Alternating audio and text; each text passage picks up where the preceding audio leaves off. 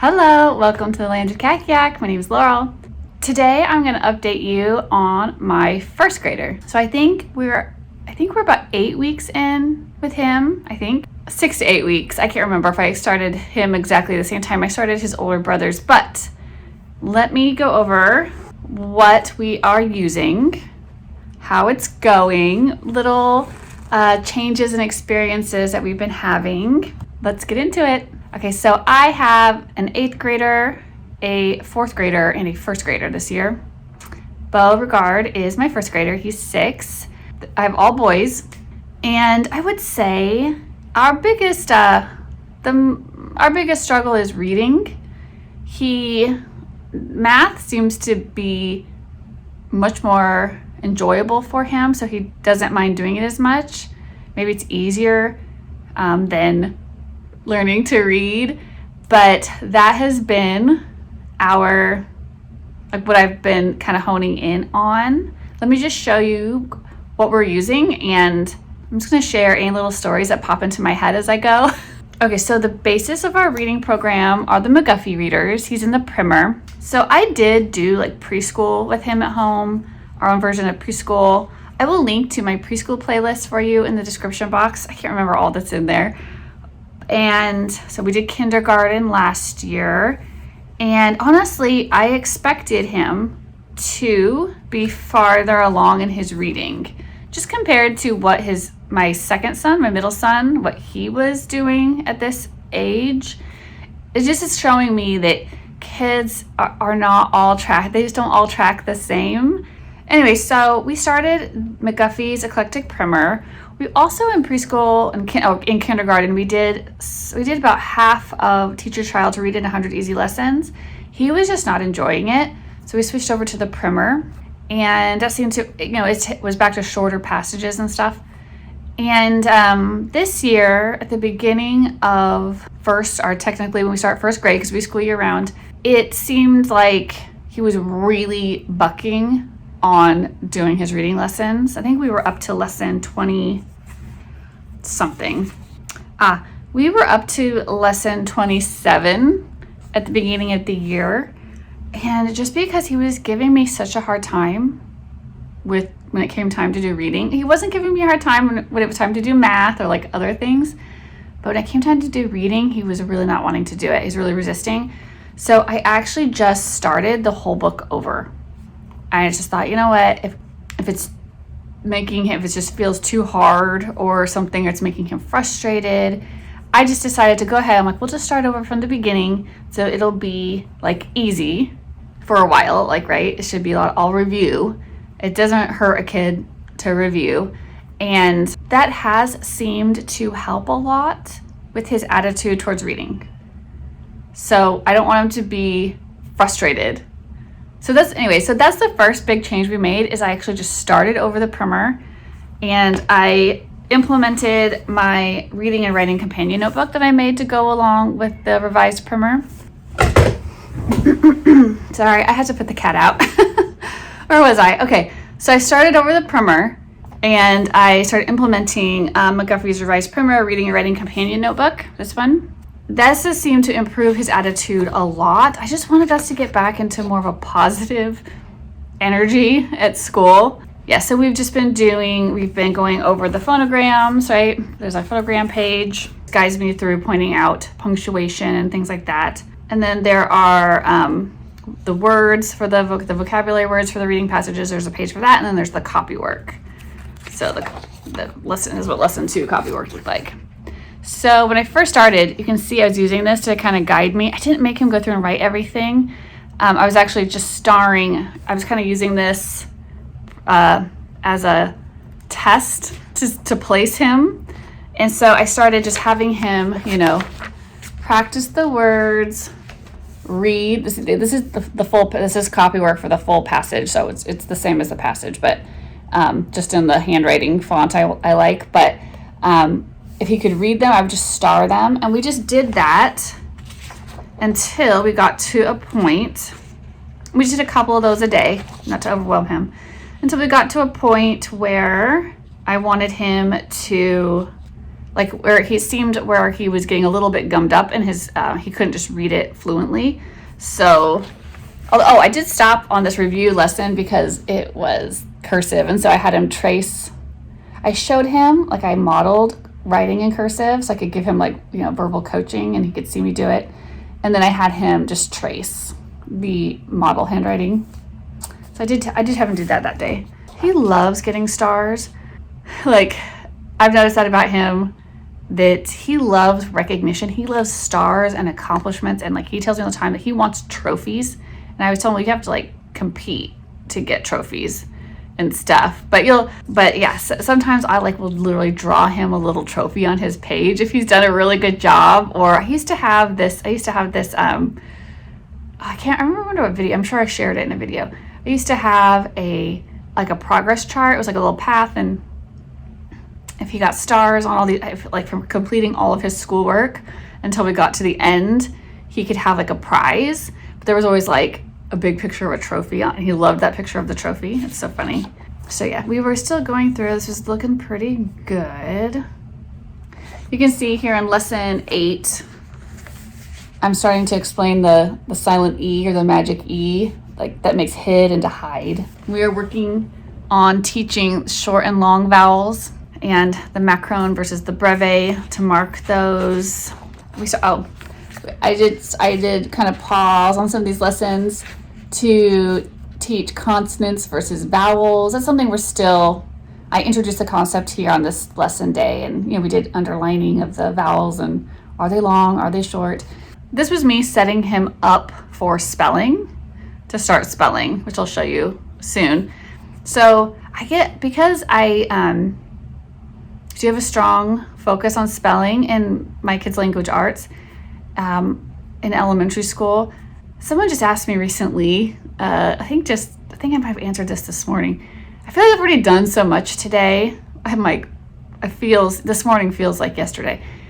But like when to start spelling, I think that's personally, I just think it's really dependent on if your kid's ready or not, and like they've already done. So Bo already knew all the sounds of all the letters, basically all the multiple sounds that each letter can make. He knew like long and short vowels. He even knows like for the basic vowel letters, like all the extra sounds they make. We pretty much had those memorized because we just drilled those a lot through games and stuff in kindergarten. So for me, like the next thing is to start pointing out the difference between consonants and vowels in the reading lessons, in the reading words, make it really easy to break that down, and the silent E. So long and short vowels, silent E, what's a consonant, what's a vowel. And we just, work on this for a while before I actually start adding in spelling. And they don't have to know the concept perfectly, but I guess probably a lot of us homeschool moms, we're very intuitive with what we think our kids are ready for, or what we think we're ready to add into.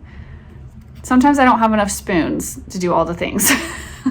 Okay, so it looks like around lesson, whenever we get to like a review lesson, it's like since he hadn't started doing all the pages yet, I was still just kind of using this as a test.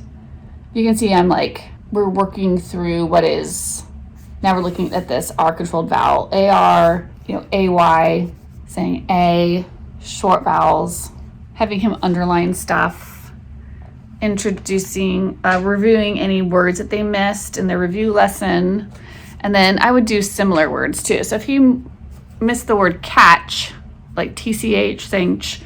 So then I also would be putting in showing him other words like hatch, patch, latch, catch, right? And having him just see those other words over and over.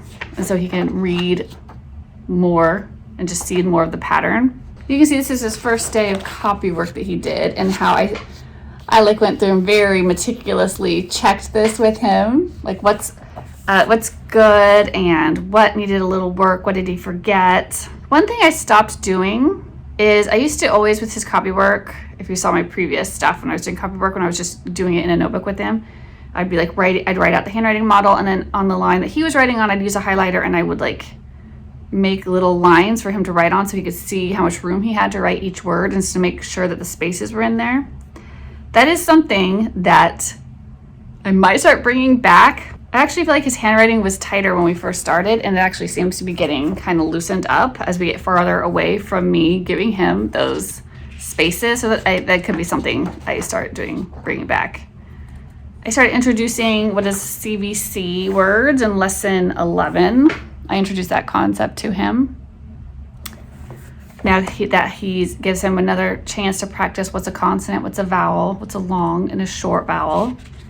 She, that we saw the open syllable. Here, you can see at this day, I gave him those lines on his copywork. So here we start doing our full-on lessons, right around lesson 11. So he could read, it looks like he could read all the words individually just fine. But we started having him read the whole passage, and he's starting to do copywork. So I like to put dates on there to let me know, if I use this, I go back, I use this notebook for my recording, and so I can write by looking at the dates on each page what activities he was doing. You start seeing when it was easier, we'd started over, like now we're on lesson 13, right? We only spent one day, there's only one date on there. But you'll see as it gets like later, it starts getting more challenging for him again.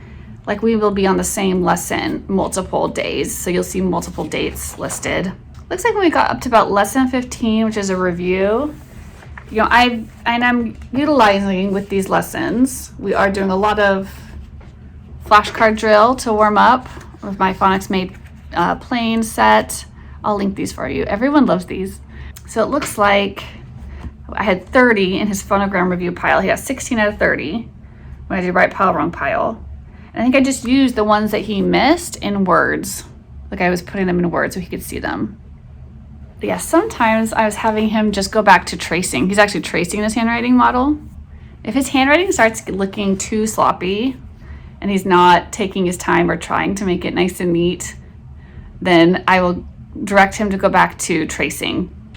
So it looks like right around lesson 16, it looks like we start hitting like where his actual reading, like learning level was. You can see like I've got multiple dates that we were on this lesson, on this page specifically, working on stuff. We had, 3 days that we were working on this page as well. You can see how there's like 3 different colors of stars. That's because that's representing 3 different days of something we were working on, and I was starring his work. And then we had 2 days that we spent on the copywork for that lesson. Right, so you can see I'm like trying to address, I'm trying to let him know that he's not leaving spaces between words now. And so by the end of the page, I'm like, okay, we're going back to giving you little lines to write in, and that does help. I am trying to take away that scaffolding. I just keep kind of bringing it in and out. Oh, and then there was a drawing page here if you wanted to. So that's how I've been using this. This really like frees up mental load for me each day. I've already done, like the plan is already there. I just have to utilize the pages, right? We have a basic warm up of right now phonograms, reviews, practicing anything that needs extra practice, words in isolation, and reading the whole passage, right? Copywork, right? So we're really working on decoding, fluency, reading comprehension, handwriting, and I'm preparing him for some concepts that are going to set him up to be more successful when I introduce formal spelling. I want to show you, here's a day.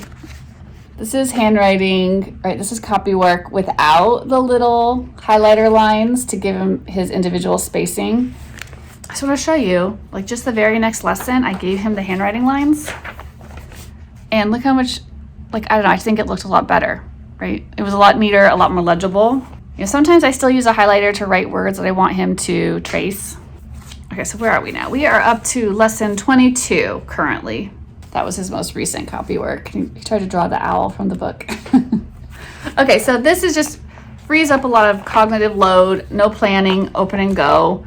Just work the phonograms, work the words, read the passage, discuss the passage, anything that you find pertinent, and work on the handwriting. Okay, so then once we had a pretty good flow with that, and I thought he was ready to add in. Oh yeah, I also have primer. These are puzzles, like printable puzzles. So I'll give him one, you know, he'll read the word have, and then he can flip it over. And we do that until he has all the pieces and he puts the puzzle together. That's a nice kind of just like, instead of just reading the words, all boring sometimes. And then we also have the words from the reader. We have a set of all the vocabulary words for the primer, and sometimes for a warm-up, you know, we just play memory because there's like 2 of each. So that was reading and writing. So spelling, he's using McGuffey spelling level 1. We started him into this year. He is, I am starting him earlier than I started my other 2. I think I didn't start spelling with William until he was in the 2nd grade. And, you know, Everett was in public school for his beginning. So he kind of started, you know, later elementary school with me. I was like, I think I can introduce spelling to him because the spelling starts off easier, right, than where he was in his reading. So it's not super hard for him, but I think it's so good for, it does reinforce reading, right? It's like kind of like review. They're 2 sides of the same coin. I always say that. It's like reading and spelling, right? So the spelling word lists in this book are from the revised McGuffey spelling book. There are a total of 33 spelling lists in this. Like there's, you know, 30 normal lessons, and then there's 3 review lessons at the end. And we're just doing the activities for each day. You could use this book though. I mean, even though it comes with spelling words, you could use this book with any spelling list that you preferred, because for the most part, you could skip. I think spelling level 1 and 2, I have fill-in sentences that you can use the words in, but you could skip those days. But yeah, you could still use these activities with any spelling list. So he's doing that, and I was kind of nervous. I was like, I don't know, is he going to be able to do this? Like, is it going to be too hard or whatever? And it's not. So he's doing totally fine. This is him analyzing his, like, first day is analyzing your spelling words, where we count the sounds we hear, we write the blanks, and then I have him fill in the letters as he sounds them out. And then we usually mark our vowels, like long or short and stuff like that, cross out silent letters. He actually, without me even asking, and William has started doing this too, but they will, on their spelling homework and things like that, mark the diacritical marks and things like, I just call them influencing arrows, like if an E is influencing a C to make it soft, like, you know, we put those little arrows to it. They even do those when they're not even prompted to. I just let them do it. They like to do it, so I don't stop them. But yeah, we had him going through, and we're teaching him to label all his words, CVC, right? I'm sorry, trying to teach him that word. So we sound it out, we spell it out, and then we read it and write it. Here's what I was talking about. One of the days is like a fill-in. Like you fill in the words, and then he can do pictures of words. And he doesn't always do all of them. Sometimes I just have him do pictures for words he didn't know what they meant. And then we have pyramid writing days. And then he has the pattern sort day and the rainbow words writing. Right, these are 2 separate days, but he sorts them into patterns, rainbow writing, and then a spelling test day. Right. So far we've just gone over like VC and CVC spelling pattern. What else have we got? Oh, we just started getting into floss words. That was, I think, our most recent lesson. Yeah, like we had the word sell, bell, fell, right? These ones. You can see even on the analysis day, I am introducing, like if I know the pattern, like right away, I will point it out and we'll make a note about it. So then it's not quite, so they're getting that information more than once in a week.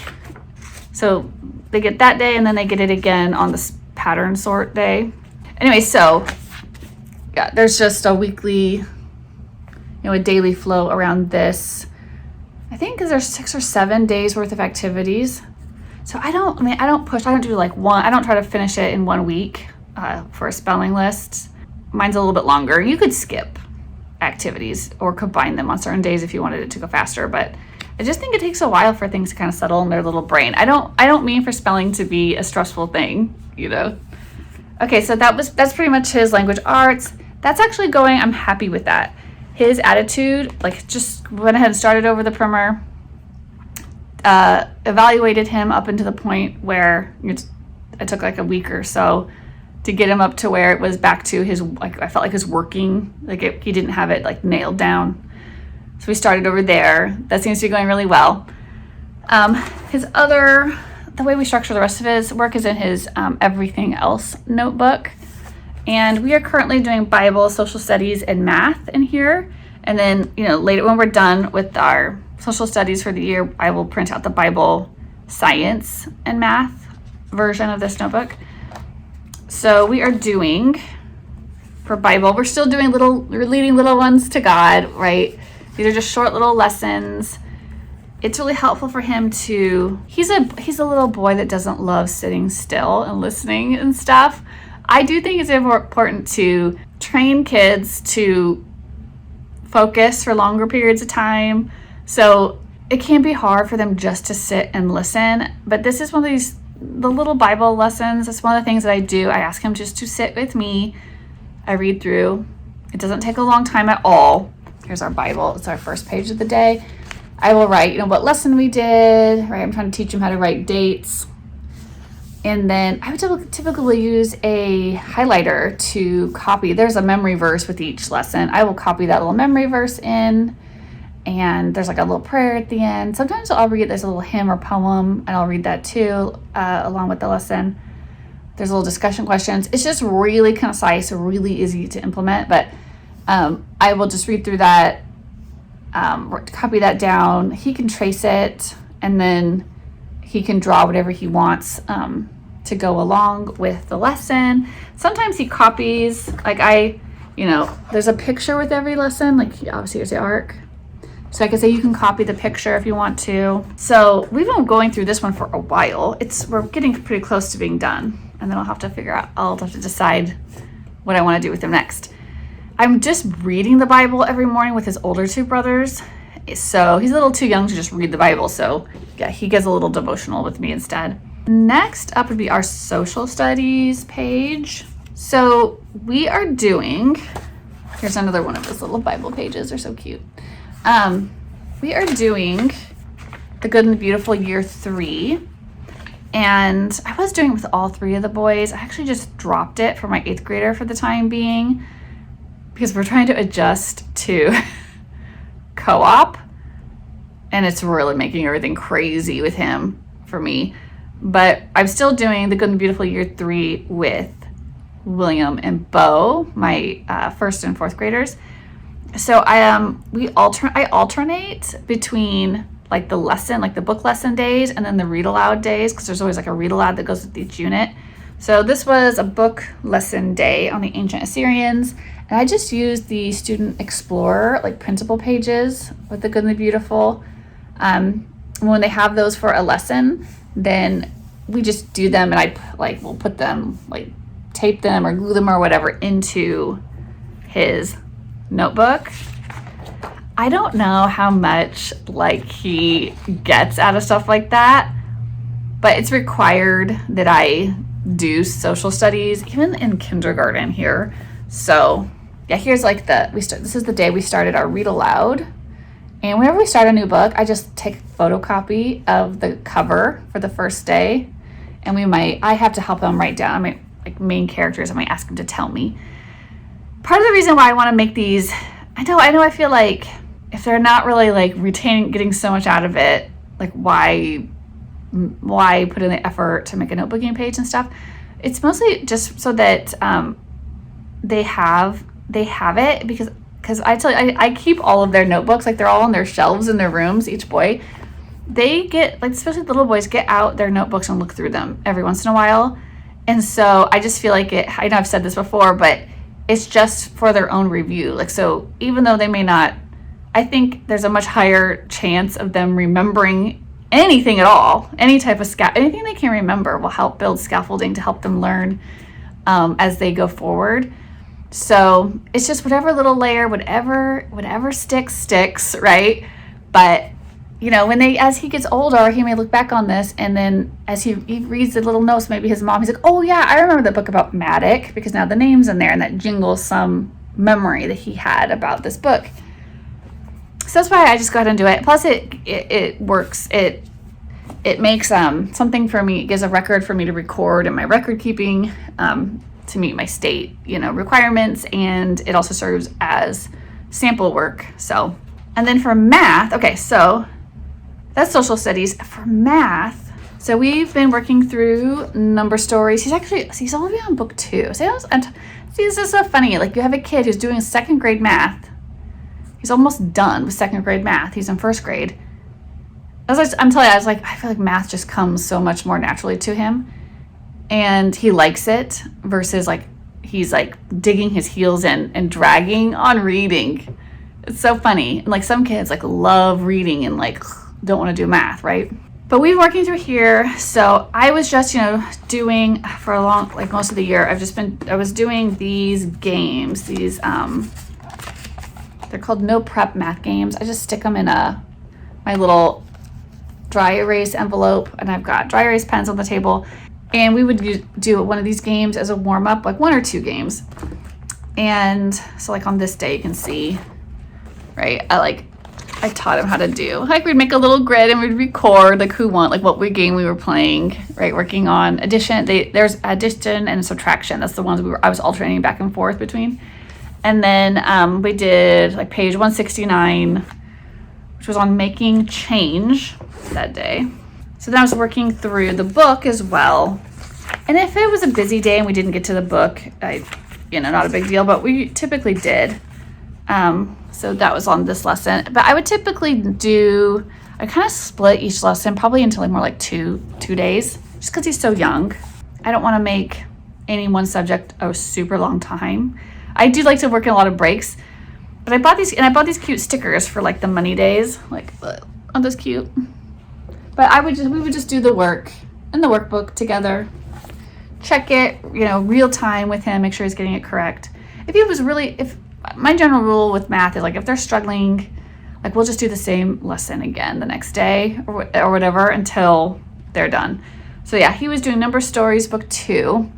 We got to a point where I felt like the math concepts like jumped up a little bit. Like they're getting into, you know, he's like double digit. It's getting into double digit subtraction. And I was like, I don't know. I think we have time before I get to that concept. I think I have time. There's no big rush. And I think it starts out, it's pretty smart. I think it starts out with double digit subtraction, like there's no carrying, right? It works them up to carrying. But I wanted to make sure that he had all his basic math facts more memorized. Because sometimes he's still calculating them, you know? So I was like, you know, we have time to pause and just focus on math facts for a bit. Just addition and subtraction, you know, math facts. So I went back to, actually, it's one of my own resources. I just printed out my own resources. I keep this on his little book stand, all the math. This is from my addition and subtraction. And also, I've got workbook and I've got my bonded numbers worksheets. I started out with the What Makes 10 fact family. I'll link to links to the stuff. But we just did this for a day, and a lot of these he would already know, right? But it doesn't hurt to review. This is just the cover. But it does have the facts and the like number line and stuff. But I just went through all the pages that day with him because it wasn't brand new to him. He's been doing addition, right? And making part whole and like, you know, adding things up for a while. But we just went through as a review and did all of the worksheets for making 10. And we just did them and we made them kind of like little flip things. And he really liked making this. Like he wanted to show his dad when his dad got home. He likes using all the different colored pencils. I mean, all kids love rainbows, and I love rainbows still too, right? And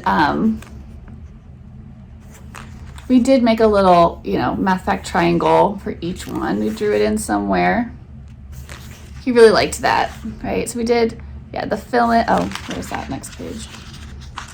So we just worked through that whole packet in pretty much one day.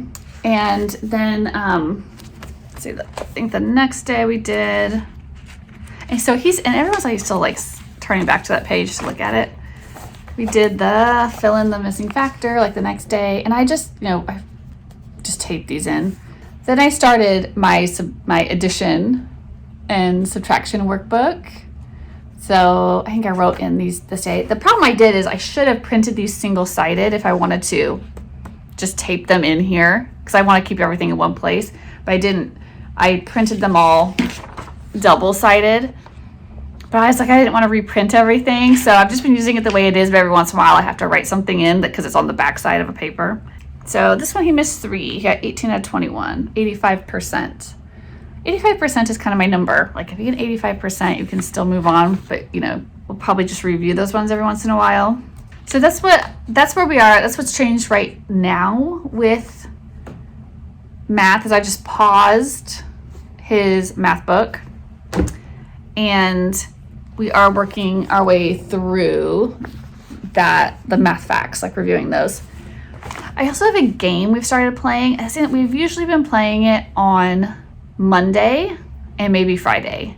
It's called Treasure Math, and I'll link it for you in the description box. I'll see if I'll try to find, if I have any footage, I'll look at my phone. If I took any video, I'll try to insert it here so you can kind of see. But it's another way to just practice math facts, and I like to do it actually with all 3 boys at one time. It lets me kind of see how they're doing, because they all have math facts that they haven't mastered, that they're on some level working on. And yeah. Oh, look. See? There's that. Remember I told you he likes trophies? And I had to draw him a trophy that day. Yeah, so that's basically what we've been doing. I will say, I feel like his attitude I've seen a lot of like improvement in his behavior this year.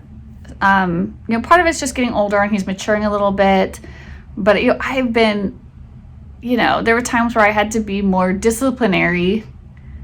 I feel like maybe over the summer in like what's expected behavior and like directing him to find little favorite things that he can do in the schoolroom. Sometimes, because he gets more breaks. He doesn't need to do, like, I can get everything done with him in like an hour if I really want to, everything that's like just for him. So there's a lot of time that he's like around. He wants to be with us.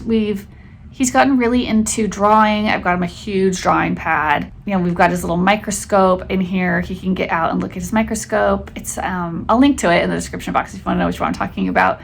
He's been really obsessed with this little Bible song book, like one of the ones that you press the button and it sings the song. So sometimes he's up in his room doing that. He's finding his like little niches and his little favorite things to do throughout the day that he kind of does habitually. For a long time it was painting, right? For a long time I was always setting up some sort of like little painting center for him in the kitchen. Then for a long time it was his kinetic sand, and for a long time it was Play-Doh, and for a long time, like when he was really little, it was blocks, right, and cars, and he had a little train set. So right now he's kind of moved into being able to be in the schoolroom with us more, and he's gotten really into paper things. Like he's drawing, he's constantly cutting things up and taping things. I have all these rolls of different colored, I think it's duct tape that actually his aunt gave him. I think it was a year or 2 ago for Christmas. I don't know, she gave a bunch of supplies, and he's always making things with that stuff. So, yeah, I feel like things in our homeschool now that my youngest is like 6 and kind of more able to entertain himself now. He's 6. I'm not so freaked out about him like going in the backyard by himself anymore. Like, well, yeah, you can go out and swing or whatever. If I'm working with one of his older brothers on something, he can go outside and have a play break. And I'll just have a bell I ring on the back porch. Time to come in, have him take Angus out there, our dog, with him. They have the little buddies. But yeah, we're having a good year. We're making really good progress. I was a little stressed out at the beginning of the year. It's a little turbulent. So co-op is going great for him. He doesn't have any, he's too young for any homework or anything. So it's just a nice chance for him to socialize and get out of the house on Thursdays. So that's going really well. Okay, I'll talk to you soon. Bye.